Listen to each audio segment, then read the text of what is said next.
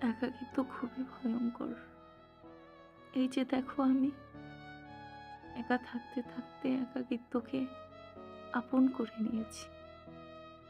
এখন আমার একা থাকতে বেশ লাগে। আর ভয় হয় না।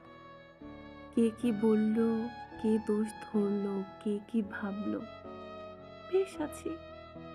তুমি একটা মানুষকে এতটা কষ্ট দিও না যে একা থাকতে থাকতে সে একাকিত্বটাকেই বেছে নেয়, আপন করে নেয়। এতটা শিক্ষা একটা মানুষকে তুমি দিতে চেও না। এই যে দেখো, আমি পাষাণ হয়ে গেছি। আমার আর কোনো অনুভূতি আসে না। তুমি কষ্ট পেলেও আমার আর খারাপ লাগে না।